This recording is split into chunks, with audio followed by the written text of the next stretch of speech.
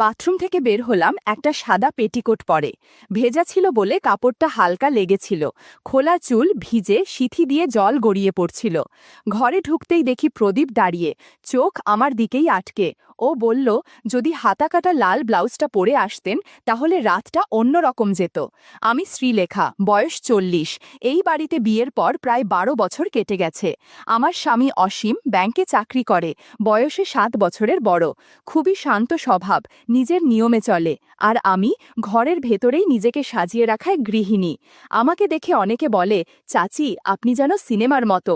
শুনে হেসে বলি, আরে সিনেমা তো আমি ভালো করে দেখতেই পারি না, কিন্তু মনে মনে একটু খুশি হই। আসলে এখনও নিজেকে সময় দিই, একটু শাড়ি আটসাট পরি, লাল ব্লাউজে গায়ের রংটা যেন একটু বেশি ঝলমল করে ওঠে। আয়নায় নিজেকে দেখলে মনে হয়, কে বলবে আমি 38। আমার গড়নটা একটু মসৃণ, কোমরের কাছে ভর আছে, ওপরের দিকটা বেশ টানটান। সিথিতে একটু রঙিন সিঁদুর, ঠোঁটে হালকা লিপস্টিক। এইভাবেই দিনটা শুরু করি, ঘর মোছা, ঠান্ডা পানিতে মুখ ধোয়া আর চায়ের গন্ধে। আমাদের সংসার মোটামুটি, ঝগড়া হয় না, হাসিও তেমন নেই। অসীম খেয়াল রাখে ঠিকই, কিন্তু তার মাঝে সেই আগুনটা নেই। সব কিছু ঠিকঠাক, কিন্তু মনটা মাঝে মাঝে ফাঁকা ফাঁকা লাগে। আমাদের একটাই ছেলে প্রদীপ, এখন বোর্ডিংয়ে পড়ে, 3 মাসে একবার বাড়ি আসে। ও এলে বাড়িটা যেন আবার বেঁচে ওঠে, কিন্তু বেশি দিন থাকে না। এদিকে অসীমেই পায়ের সমস্যাটা হঠাৎ করে বেড়ে গেল। ডাক্তার বলেছে অপারেশন করতে হবে, তাইও ঠিক করল চেন্নাই যাবে। কয়েকদিনের জন্য বাড়িতে আমি একা পড়ে যাব, নিঃশব্দে। একটু ভয় লাগছিল, আমি একা থাকাটা ঠিক পারি না। অসীম তাই ফোন করল ওর ভাইয়ের ছেলেকে প্রদীপকে, বলল, কদিন মামার বাড়ি থেকে যা, চাচি একা থাকবে। ছেলেটা এখন ভার্সিটিতে পড়ে, ভদ্র শান্ত আর পড়ালেখায়ও ভালো। আমি ওকে অনেক বছর আগে দেখেছিলাম, তখন ক্লাস 9-এ ছিল। এখন নিশ্চয়ই অনেক বদলেছে। অসীম যাওয়ার একদিন আগেই বলল, প্রদীপ কালকে দুপুরে চলে আসবে। শুনে ভাবলাম, দেখা যাক ছেলেটা এখন কেমন হয়েছে। ছেলেরা বড় হলে অনেক সময় চোখে মুখে একটু আলাদা ছায়া আসে। তাও ভাবছিলাম, অন্তত দরজায় কলবেল বাজলে আর ভয় লাগবে না। সেদিন রাতে ঘুমাতে যাওয়ার আগে আয়নায় দাঁড়িয়ে চুল আঁচড়াচ্ছিলাম। গলায় একটু হালকা সুগন্ধি ছিটিয়ে নিলাম। আয়নায় চোখ পড়তেই মুচকি হেসে ফেললাম। এখনো আয়নাটা যেন আমায় দেখে চমকে ওঠে। পরদিন সকালে অসীম রওনা দিল চেন্নাই। আমি দরজায় দাঁড়িয়ে ব্যাগ এগিয়ে দিলাম। ও বলল, নিজের খেয়াল রেখো। মাথা নাড়িয়ে দিলাম। তখন চোখে মুখে একটা অদ্ভুত অনুভব খেলে গেল। বারান্দায় দাঁড়িয়ে লইলাম, গাড়িটা বাঁক ঘুরে মিলিয়ে যাওয়ার পরও কিছুক্ষণ চুপচাপ রইলাম রাস্তাটার দিকে তাকিয়ে। বুকের ভেতর হালকা শূন্যতা। ঘরে ফিরে আস্তে করে দরজা বন্ধ করে দিলাম, এমন নিঃশব্দে যেন দেয়ালও টের না পায়। বিকেলের দিকে রান্না সেরে ফেললাম, ডাল, ভাজি, পাতলা মাংসের ঝোল। খাওয়ার সময় কেউ পাশে থাকলে মনটা জমে, না হলে নিজের পাশে একা বসে খেতে যেন ঠিক মন চায় না। দুপুর 2টো নাগাদ ডোরবেলটা বাজল, বুকটা একটু ধক করে উঠল। আঁচলে হাত মুছতে মুছতে দরজার দিকে এগোলাম। দরজা খুলতেই সামনে দাঁড়িয়ে এক লম্বা গড়নদার তরুণ, চোখে কালো ফ্রেমের চশমা, গায়ে সাদা টি-শার্ট, আর সেই চেনা হাসিটা। একটা নরম গলা, কিন্তু তার ভেতরে যেন আর একটা সুর। ওমা, প্রদীপ, এত বড় হয়ে গেছো। দরজাটা পুরো খুলে দিলাম। ওর মুখে লাজুক হাসি, চোখটা আমার দিকেই আটকে। ও ঘরে ঢুকে বসল। আমি ওর সামনে এক গ্লাস জল এগিয়ে দিলাম। চাচি, আপনাকে তো আগেও দেখেছি, কিন্তু এবার দেখে মনে হচ্ছে অনেকটাই বদলে গেছেন। আমি হেসে বললাম, বয়স বাড়লে একটু গুছিয়ে নিতে হয় নিজেকে। কথাটা সহজ, কিন্তু ভেতরে একটা ভিন্ন ভাব ছিল। ও টের পেল কি? প্রদীপ ঘরের এদিক ওদিক তাকাচ্ছিল। মাঝে মাঝে ওর চোখটা একটু বেশি সময় আমার দিকেই ছিল। আমি সেটা বুঝেও কিছু না জানার ভান করলাম। চলাফেরা ছিল একদম স্বাভাবিক, কিন্তু ওর দৃষ্টি যেন সবকিছু একটু বেশি মনোযোগে খেয়াল করছিল। আমি রান্নাঘরে গেলাম ওর জন্য থালা গুছিয়ে দিতে। তখন পাশে এসে দাঁড়িয়ে বলল, চাচি, আমি নিজেই নিতে পারি। আমি বললাম, না না, তুমি তো অতিথি, আর তুমি যেহেতু আমাদের ঘরের লোক, তাই খেয়ালটাও একটু বেশি রাখা আমার দায়িত্ব।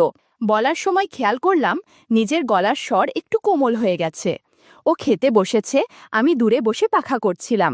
চোখের কোণায় দেখি খেতে খেতে ও মাঝে মাঝে তাকাচ্ছে। একবার আমার শাড়ির আঁচলটা একটু সরে গিয়েছিল, ব্লাউজের পাশটা সামান্য দেখা যাচ্ছিল। আমি সঙ্গে সঙ্গে আঁচলটা টেনে নিলাম। তখনও দেখি প্রদীপ একটু থমকে আমার দিকেই তাকিয়ে। আমি চোখ নামিয়ে বললাম, খাওয়ায় মন দাও, চেয়ে চেয়ে কিছু পাওয়া যাবে না। ও হেসে বলল, আপনার হাসিটা কিন্তু একদম আলাদা চাচি। দুপুরের আলো একটু কমে গেলে ঘরে এক ধরনের শান্ত অলস ভাব নেমে এলো। আমি জানালার পাশে গিয়ে দাঁড়ালাম। হঠাৎ পেছনে টের পেলাম প্রদীপ এসে চুপচাপ দাঁড়িয়ে, কিছু বলছে না, কিন্তু ওর নিঃশ্বাস যেন খুব কাছ থেকে ছুঁয়ে গেল। ভেতরটা হালকা কাঁপছিল। নিজেকে একটু সামলে বললাম, তোমার ঘর তৈরি আছে, চাইলে গিয়ে একটু ঘুমিয়ে নাও। ও চলে গেল ঘরে। আর তখনই বুঝলাম এই সম্পর্কটা শুধু আত্মীয়তার গণ্ডিতে আটকে থাকবে না, কিছু একটা শুরু হয়ে গেছে, একদম নিঃশব্দে কিন্তু স্পষ্টভাবে। পরদিন সকাল ৮টায় ঘুম ভাঙল। জানালার ফাঁক গলে রোদের চিকন একটা রেখা গলা ছুঁয়ে যাচ্ছিল। আমি উঠে বসলাম, চোখে মুখে এখনো ঘুমের ঘোর। গায়ে ছিল নরম সাদা নাইটি, হালকা সিল্কের। বিছানার চাদরটা একটু এদিক ওদিক। গতকালকের মুহূর্তগুলো হঠাৎ মনে পড়তেই ঠোঁটে হালকা একটা হাসি খেলে গেল। ঘড়ির কাঁটার দিকে তাকিয়ে একটু বিরক্ত লাগলো, এখনো বুয়া আসেনি। আমি বাথরুমে গিয়ে মুখ ধুয়ে এলাম, চুলটা খোলা রেখেই বেরোলাম। ডাইনিং টেবিলে দেখি একটা ছোট্ট নোট, ঘুম ভাঙলে বলবেন আমি বারান্দায়, প্রদীপ বলল।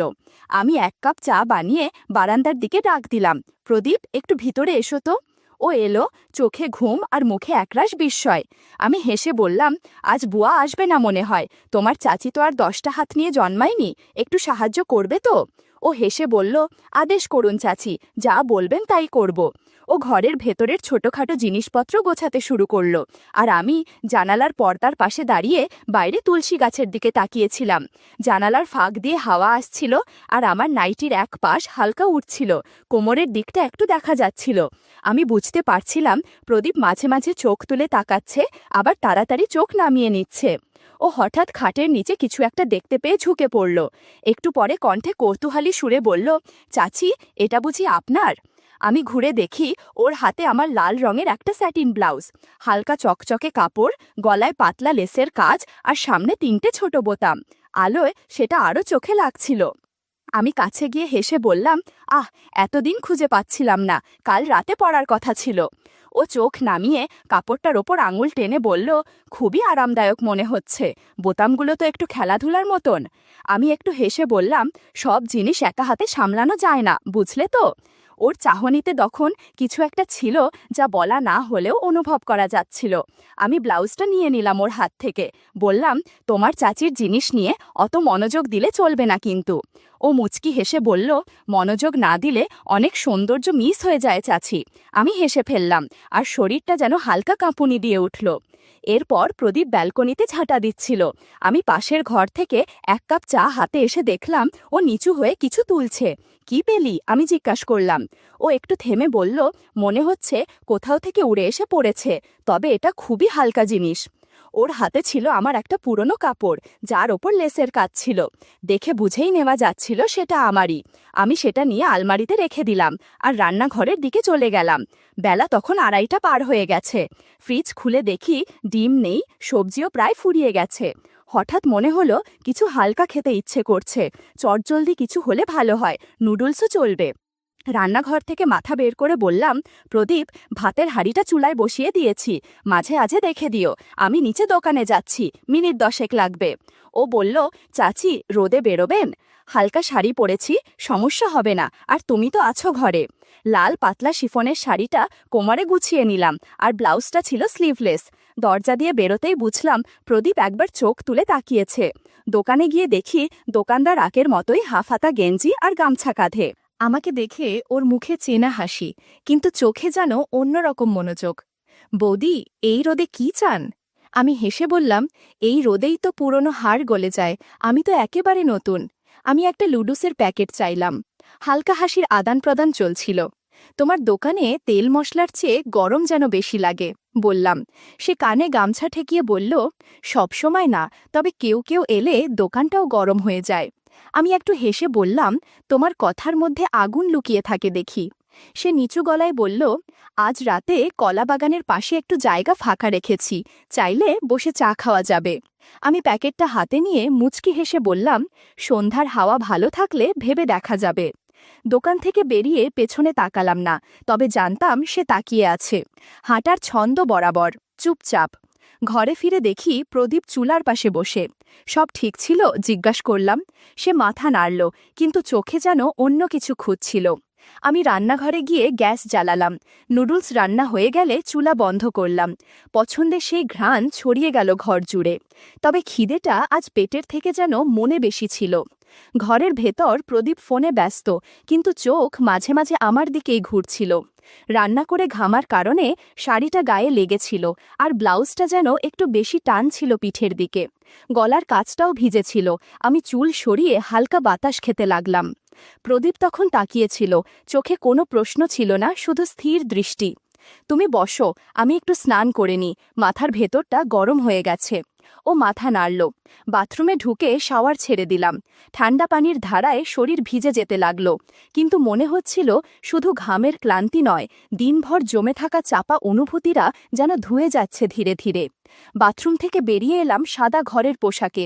ভেজা চুল খোলা, সিথি দিয়ে পানি পড়ছে নিচে। ঘরে ঢুকতেই দেখি প্রদীপ দাঁড়িয়ে, চোখে একরকম নীরব প্রশ্ন। কিছু একটা বদলে যাচ্ছে বুঝতে পারছিলাম। কথা না বললেও চোখের ভাষা অনেক কিছু বলছে। আমি হালকা গলায় বললাম, এই গরমে মানুষকে চিনে ফেলা যায়, কে কি দেখে আর কি লুকায়। ও কিছু বলল না, শুধু মাথা নিচু করল, যেন কিছু ভুল করেছে। কিন্তু আমি বুঝলাম এটা দেখার চেয়ে অনেক গভীর কিছু। ঘরের আয়নার পাশে দাঁড়িয়ে চুল মুছছিলাম। আয়নায় ওর ছায়া দেখা যাচ্ছিল। নিজের দৃষ্টিতে নিজেকেই যেন নতুন করে দেখলাম। শ্রীলেখা যেন আর আগের মতো নেই। রাতের খাবার শেষে প্রদীপ বলল, চাচি, আজ একটু আগে ঘুমোতে পারি? আমি মাথা নাড়লাম। যাও, কাল সকালে আবার কাজ আছে। তার চোখে ছিল একরকম বোঝা, যা দিনের মধ্যে জমেছিল কিন্তু বলা হয়নি। সেই রাতে আমি চুপ করে থাকলাম না। আয়নার সামনে দাঁড়িয়ে শাড়ি পরলাম। মাটিরঙা পাতলা একটা শাড়ি, হালকা সাজ। নিঃশব্দে দরজার ছিটকিনি খুলে নিচে নামলাম। বাড়ির পেছনে পুরনো কলা বাগানটা প্রায় নির্জন। সেদিকে হেঁটে গেলাম। সেখানে দোকানদার দাঁড়িয়েছিল, চেনা মুখ, কিন্তু চোখে অন্যরকম আত্মবিশ্বাস। আমি কাছে গেলাম। সে বলল, আপনার আসার খবর জানলে দুপুরের রোদও সহজ হয়ে যেত। আমি বললাম, রাতের হাওয়া তো এখন বেশ ঠান্ডা। তবুও আপনি এলে সব গরম হয়ে যায়। আমরা পাশাপাশি বসলাম, চুপচাপ।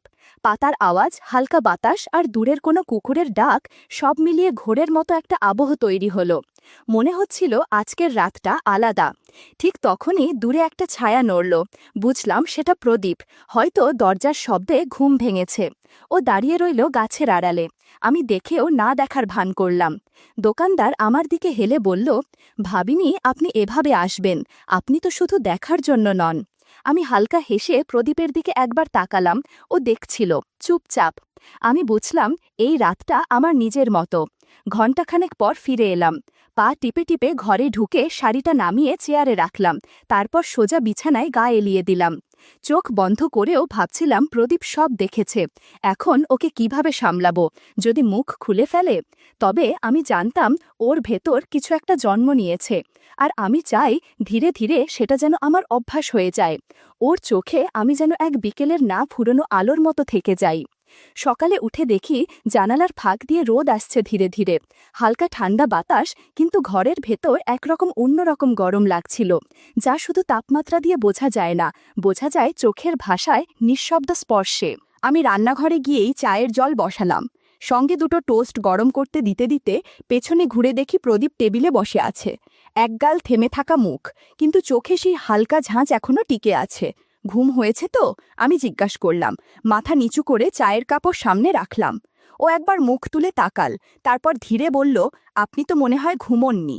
আমি হেসে বললাম, সবাই তো একরকম ঘুমায় না প্রদীপ। কারো ঘুম শরীর থেকে আসে, কারো মন থেকে। আর মন যদি চঞ্চল থাকে, ঘুম আসে না। ও চায়ের কাপে চুমুক দিয়ে আমার দিকে তাকাল। গতকাল আপনাকে বাইরে যেতে দেখেছিলাম। তার কণ্ঠ মৃদু কিন্তু স্পষ্ট। আমি এক মুহূর্ত চুপ করে তার চোখে তাকালাম। তারপর বললাম, দেখেছ বলেই বলছো, নাকি অন্য কিছু মনে করেছ? প্রদীপ থমকে গিয়ে বলল, ভেবেছি, মিথ্যে বলবো না। আমি হালকা হাসলাম। তারপর ধীরে বললাম, তোমার চাচা এখন বয়সে বড়, রুটিন, দায়িত্ব আর নীরবতায় বাধা। কিন্তু আমি এখনও আলোর দিকে তাকাতে ভালোবাসি। গন্ধ, ছোঁয়া, দৃষ্টি তো বয়স দেখে না, তাই না? প্রদীপ চোখ নামিয়ে ফিসফিস করল, সবার বুঝতে পারা হয় না চাচি। আমি বুঝি, আমি বললাম। আমি চায়ের কাপটা এগিয়ে দিলাম। বোঝার আর জানার মধ্যে পার্থক্য আছে প্রদীপ। কেউ বোঝে, কেউ জানে, আবার কেউ অনুভব করে। ও একটু কাছে এসে বলল, আপনি চাইলে আমি আপনার মন বোঝার চেষ্টা করব, শুধু চোখ দিয়ে নয়, সময় নিয়ে ধীরে ধীরে। আমার বুক তখন একটু ধকধক করছিল, কিন্তু ঠোঁটে এক হালকা হাসি। আমি বললাম, যে রাস্তা তুমি নিতে চাও সেটা সহজ নয়, তবে সাহস থাকলে আমি পথ দেখাবো। সেই সকালে আমরা নাস্তা করছিলাম। টোস্ট আর চায়ের বাইরেও চোখে, নিঃশ্বাসে, শরীরের নরম হাওয়ায় একটা ভাব আদান প্রদান হচ্ছিল। আজ বুঝেছি, প্রদীপ শুধু দেখেই না, অনুভব করতেও জানে। এক সপ্তাহ যেন হাওয়ার মতো কেটে গেছে। প্রদীপ যখন ঘরে থাকে তখন একটা টান টান ভাব চোখে পড়ে। হাত ছোঁয়ার সময় শিরায় শিরায় একটা আলাদা অনুভূতি বয়ে যায়। একদিন সকালে কল বেল বাজল। দরজা খুলতেই দেখি অসীম দাঁড়িয়ে, হাতের কাছে হ্যান্ড লাগেজ, ক্লান্ত মুখে হালকা হাসি। সব কিছু ভালোই হয়েছে, ও বলল। আমি মাথা নেড়ে জানালাম, তাই তো দেখছি। ওর মুখ দেখে বুঝতে পারছি এখন অনেক বেশি শান্ত ও ফুরফুরে অনুভব করছে। অসীম ফিরে এলেও ঘরের বাতাস আগের মতো লাগছিল না। আমি সাজানো বিছানায় বালিশ ঠিক করছিলাম, চোখে যেন মাঝে মাঝে প্রদীপের মুখ ভেসে উঠত। বিকেলে প্রদীপ আর অসীমের কথা হলো, বাড়ির খোঁজখবর নিল। সন্ধ্যা নামতেই অসীম একটু উৎসাহ নিয়ে বলল, আজ রাতটা একটু অন্যরকম হোক, অনেক দিন তো দূরে ছিলাম। আমি চুপচাপ মাথা নেড়ে বললাম না কিছু। সেই রাতে ওর স্পর্শ পেলাম ঠিকই, কিন্তু আমার মনে কিছু স্পর্শ পেল না। অসীম পাশে থাকলেও মন ছিল অন্য কোথাও। রাত প্রায় 12টা বাজে গেছে, অসীম ঘুমিয়ে গেছে। আমি ধীরে উঠে দরজা খুলে বাইরে এলাম। ঘরের নিস্তব্ধতা ফেলে সোজা ড্রয়িং রুমের পাশের গেস্ট রুমে প্রদীপের ঘরে গেলাম। ও দরজা খুলেই আমার দিকে তাকাল। চোখে কোনো প্রশ্ন ছিল না, শুধু এক ধরনের বোঝাপড়া, যেন অনেক আগেই জানতো আমি আসব।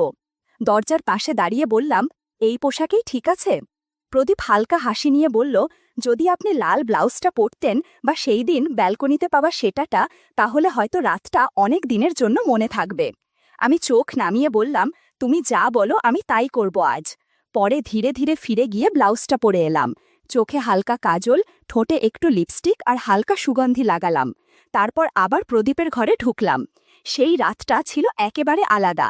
কোনো বেশি কথা ছিল না, শুধু এক গভীর বোঝাপড়া। বুঝলাম, আমার প্রতিটি অনুভূতি, ইচ্ছা কেউ সত্যিই বুঝতে শুরু করেছে। ভোরে উঠে দেখি প্রদীপ ব্যাগ গোছাচ্ছে। বলল, চাচা ফিরেছেন, এখন আমাকে যেতে হবে। আমি বললাম, সবকিছু ঠিক থাকবে তো? ও ফিরে তাকিয়ে বলল, আপনিই তো শিখিয়েছেন কিভাবে অভ্যাস তৈরি করতে হয়। আমি আস্তে বললাম, যেটা স্বামী বুঝতে পারেনি সেটা তোমার কাছেই পেয়েছি।